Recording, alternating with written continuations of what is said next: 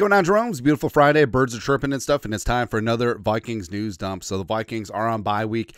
J.E. McCarthy, future franchise quarterback of the Vikings, taking in the scenes. It's tropical. Hawaii, California, don't know. Don't really care. But JJ is getting away. Rocket sleeve on his leg, soaking in the sun, taken by his girlfriend, fiance. Doesn't matter. But, JJ sitting on the bench looking at the infinite possibilities and endless horizons that is the oceans. I'm sure that he's thinking about, like, much more philosophical and smarter things than I. Can't believe how many people is like, that picture is Plato's cave. I don't care. Hey, Plato thought about existential things, and now he died. I'm not saying, I'm just saying. Like, I kind of like being a happy idiot. No, I'm just kidding. Speaking of it, that was too smooth a transition. But the low-energy Detroit Lions, who are probably going to lose this week down in Dallas. No problem. Dan Skipper ain't going to report as eligible. By the way, this was like from 18 months ago. Maybe not. Doesn't matter. But, yes, the Lions, the media darling, the cat's ass, and blah, blah, blah, blah, blah, blah, blah. All right. But I ain't scared. And, yeah, the Vikings return to action, not this Sunday, but next Sunday after the bye week at U.S. Bank Stadium. Going to be loud and proud. Boo. Can't wait, man. Like, we've come a long way from the half of U.S. Bank Stadium being 49ers fans. So it's going to be great. But the Vikings do open as 1.5-point favorites over the Lions heading into Week 6 action. Now, of course, this could change. When the Lions get exposed as frauds, this line could move to, I don't know, Vikings minus 2.5. I don't know. Don't know. But it's finally nice. Hey, the Vikings finally getting a modicum of respect, even though they've been dogs in each of the last 4 games, by the way. Isn't that crazy? But also it speaks to, so the Lions aren't necessarily... people are always like, well, Vegas always gets it right. Not necessarily. The Lions are set to where they think that the general public thinks that the game is, right? And the Vikings have been dogs each of the last 4 games. They're only like 1.5-point favorites over the Giants week 1. So it's all right. It's okay. We'll find a way to win anyway. That's what we do, baby. Speaking of winning, the Twins might finally win. Now, this is a digression, but of course it's the bye week. But it was announced on Thursday that the Pohlads, who have owned this team for 40 years, will be selling the team. Now, it's estimated that the Twins could reel in $1.5 billion, but the Pohlads, they have this reputation for not spending on the team. And baseball, don't let Moneyball fool you, by the way. Baseball is a game that you spend for stars, and that's what put butts in the seats. That's what you gotta do.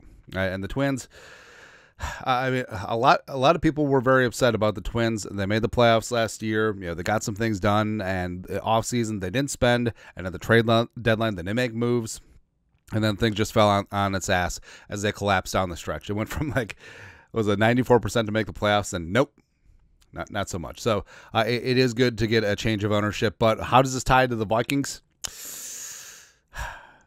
So Ziggy and Mark Wilf, for my money, they've done very good things with the Vikings. And you look at like Red McCombs' era when he was trying to move the team to San Antonio, and also just the penny pinching that they did on facilities, on players, on everything. But the Wilfs, think whatever you want about the Wilfs, right? And everyone's got an opinion, but they invest in the team, they invest in the facilities, they hire good people to do their jobs, and they let them work. Right? They're not meddling. They don't have their own radio show like Jerry Jones. They're not inducting themselves in the Ring of Honor like Arthur Blank, which I still think is hilarious. Hilarious, man. So I think the Wilfs are, if not the best, they're easily top 3 owners in sports. And if they want to expand their portfolio, I feel like they would be phenomenal with the Twins, right? And that's what the Twins have needed, where they have owners that are willing to pay the cost to be a tier 1 team, and not just being happy and that you're just good enough and you put butts in the seats and you sell your $9 hot dogs and all that stuff. No, let's get after this thing. So Ziggy and Mark, and also Leonard. Do you know there's a third one? There's a third brother. Yeah. Hey, you guys like baseball? Come on, man. Also, speaking of come on, Brian Flores, come on, man. If you wanted to stay for another year or two. I don't know. But Brian Flores obviously doing great things with this defense. Plus, I just love seeing him on the sideline, right? And sometimes you have D coordinators up in the box and they don't interact on the sideline. And you see that with offense coordinators all the time too. But I feel like there's something just visceral about being on the sideline. Like you feel the energy as opposed to, being clinical up in a box, right? But you see the way that Flores responds to his team and the way that the team and the players respond to Flores. It's perfect, man. It's perfect. They're having a lot of fun. They're whooping ass, and it's great, man. Love me some Brian Flores. Also, after Flo dialed up that blitz that got Harrison a free shot on Aaron Rodgers. Just the pure joy, man. Also, the way that all the coaches on the sideline react to Harrison, DJ, Pettin, etc. It's awesome to see. Like, I feel like the terms like vibes and energy are definitely overused, but since Flores has used them in his press conferences, I feel like that's fair game. I mean, this team just has different vibes. This team just feels different, especially this defense, man. It's getting after things. And also, Blake Cashman outside. How about that? I feel like if Cashman was ever going to have a mural of himself inside his house, I don't know Blake Cashman from Adam, but he seems like a down-to-earth guy, but athletes are weird sometimes. Like, if Blake Cashman wanted to do a floor-to-ceiling mural, I mean, the Aaron Rodgers Superman shot would be it, right? So it'd certainly be up there, right? But like he's gonna be his own logo. Hey, Jordan, go kick rocks, go play baseball. There you go, Blake Cashman outside. How about that? Also, sticking with that defense, Pro Football Network put this together. Lowest passer rating allowed, cornerbacks as nearest defender, minimum 100 coverage snaps. Well, Jar doesn't qualify because even when he's in man coverage, he's never near the receiver. Reek Woolen 1, Jalen Johnson 2. Williams Cardinals doing some fantastic things out in the desert. DJ Reed, respect DJ Reed. He's an absolute monster. Let's see here. Jackson, Surtain, Benford, Gonzo with the Patriots. You notice that the Vikings, Shaq Griffin, 37.5. Now, you get 39.6 if you just throw the ball straight into the ground. That's how good Shaq Griffin's been playing, man. And I feel like Shaq has been one of the more underrated players, right? So doesn't get all the press, doesn't get all the love, and obviously there's a ton of stars on this team and on this defense, but Shaq has been really solid. Yeah, hats off to Shaq, man. And a lot of people wrote Shaq off because he was great in Seattle, and then he got paid in Jacksonville. Schematically, didn't really sync up, and then he bounced around Carolina, Houston, blah, blah, blah. People wrote him off, but Shaq Griffin's been great. He's been great. And also Gilly on the other side, of course, him calling game against the Jets. But Gilmore and Griffin, like two veterans on one-year deals. And, yeah, I mean, they're a little bit longer in the tooth, but that experience is certainly there. And they've held it down. And also, so the Vikings have played a significant amount of zone, about 70% of their snaps. But Griff and Gilly certainly do have that press man capability. Right, and maybe we'll see that flexibility later on in the season, especially in the playoffs as these matchups get very team specific. Also, speaking of the back end of that defense, we talked about Cam Beasley should be extended as the Vikings do have the cap space. Also, Metellus' deal could use a freshening up. Jeremy Fowler, ESPN. From our Buzz file, Vikings safety Cameron Bynum is a 2025 free agent to watch. Sides discussed extension in recent months, but didn't reach deal. Now he has 2 interceptions and 5 pass breakups for one of the league's best defenses. And I think that Beasley should stay here long term. I mean, yeah, is he caught out of position occasionally, gives up a touchdown? It happens. It happens to the best of them. But I feel like in terms of being a ball hawk, also. Cam Bynum, I think he was second on the team in tackles last year. Like Beasley definitely brings the wood in terms of tackling and run support. He's just really good in that regard as well.